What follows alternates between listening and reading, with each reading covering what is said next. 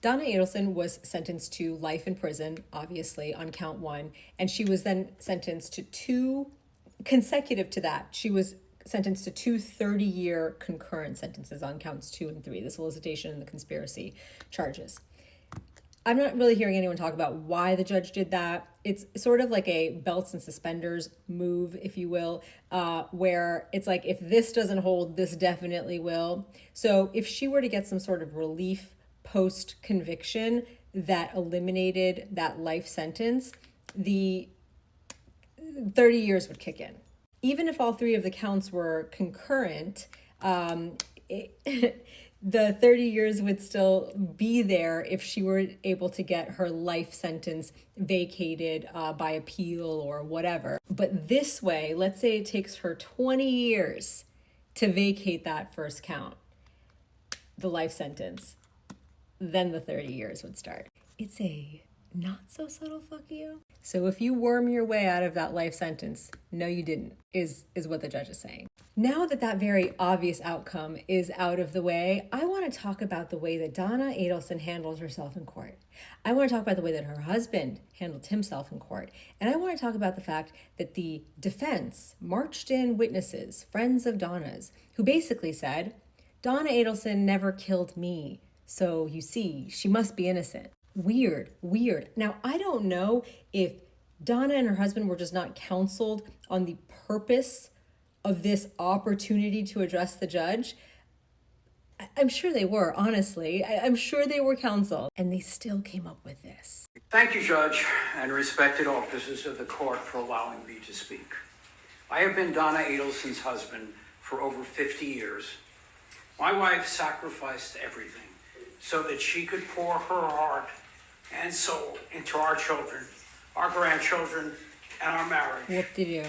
This summer was our 54th wedding anniversary, and I had to spend it without her, hand in mind. Without her, hand in mind. She has done nothing wrong. Someone else.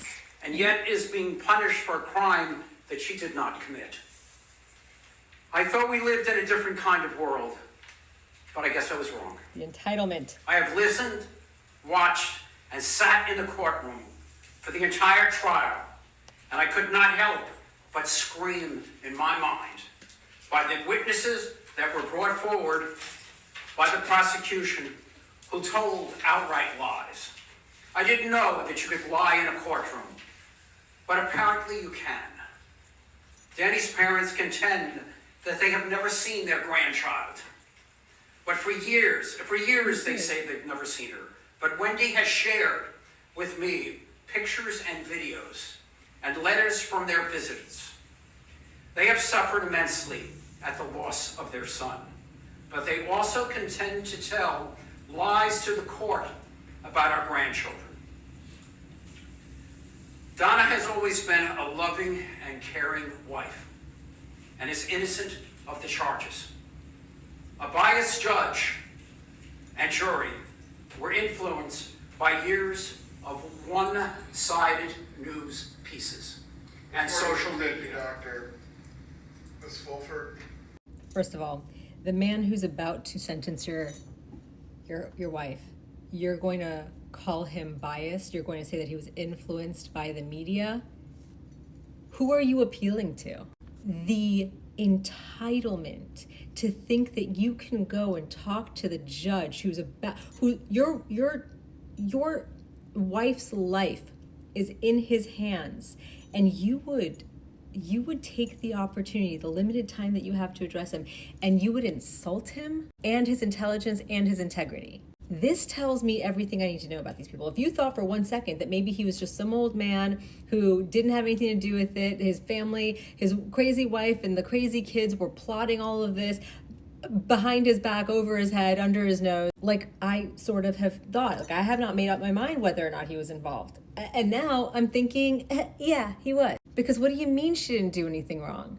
And you know how else I know? That there's his venom for the Markel family still persists this many years later, to where literally in the first 60 seconds that he is speaking at the sentencing of his wife's murder trial, He is bringing up how they came in here and they lied about not seeing their grandchildren. Do you think that that was the nail in the coffin?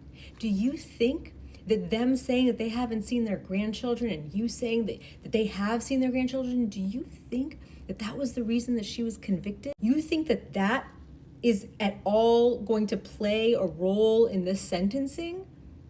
Of course not. No rational human being would think that. But he had to. He couldn't help himself. He couldn't help but bring up the Markells and their lies as if it had anything to do with the guilty verdict. Like the jury was on the fence, and then they heard that maybe they weren't allowed, the grandparents weren't allowed to see the kids, and then they were like, you know what? Guilty. The irrelevance. It shows how petty he is. It shows that he is just as petty as Donna. He is just as petty as the rest of them.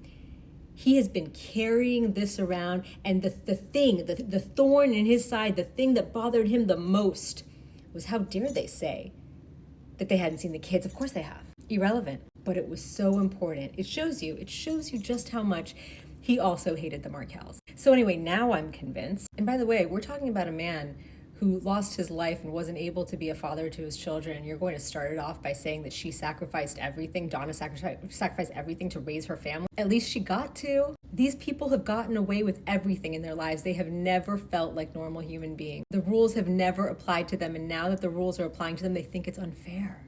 All I wanted was a level playing field, but the court wanted the trial here in the hotbed of Tallahassee. I sat through 3 days of jury selection, 180 potential jurors. I actually can't stomach. Watching her speak is repulsive to me. There's just something completely gross about her. But anyway, she just wanted a fair playing field, and you wouldn't let me move the jurisdiction out of this armpit of America. I hate it here. That's basically what she's saying. She has an opportunity to address the judge, to plead her case, to say, please have mercy on me. And what she does is say, you, from the very beginning, have made unfair rulings against me, Judge. I told you that these jurors would be unfair, and they were. And just like my husband said, everyone was biased, including you. All I wanted was an equal playing field? The fuck are you talking about? They didn't put on jurors on your panel who said that you were guilty. She goes on to talk about her grievances, and the judge cuts her off to say, is this her airing her grievances? Is this an appeal? Or would she like to appeal to me? She got to give this statement, by the way, unsworn, so that it can't be used against her. So let's say she appeals, and we know she's going to appeal. She was appealing in court. If, not technically, but you know what I mean, they won't be able to use anything that she says in this little speech of hers against her in a responsive pleading. But this shows you who she is. This shows you the type of person that she is. She was convicted. Her son was convicted. We've all seen the evidence. And she is going to scream from the top of her lungs until the day that she dies that she is innocent and you all have ruined my life. Can't believe you would make a victim of me. She had the audacity to invoke Dan Markel's name and say that Dan Markel, the legal scholar that he was, would be rolling in his grave if he knew what you guys were doing to me. If I were his family and I had to witness her invoking my dead son's name in her defense, I would have caught a charge. Not to mention the fact she threw out a little statement like, the people who did this are exactly where they need to be. Your son included, ma'am? These people are frightening people. They don't even give a fuck about each other. I'm gonna leave you with this though. I have watched innocent people be convicted of things that they did not do. And the way that they respond is never this. They're never entitled, they're never loudmouth, they're never obnoxious, they're never accusatory to the judge. There is always a quiet acceptance of their fate. Go find any footage of any of the people who have been exonerated by the efforts of the Innocence Project, and you'll see at their sentencings, they're just defeated, okay? Every time you see someone behaving the way that Donna Adelson and her husband are behaving, they've always been guilty. It's an entitlement and probably a psychopathy. But innocent people do not behave this way. This is not a person who feels like she got railroaded. This is a petulant child throwing a fit because she had to taste justice.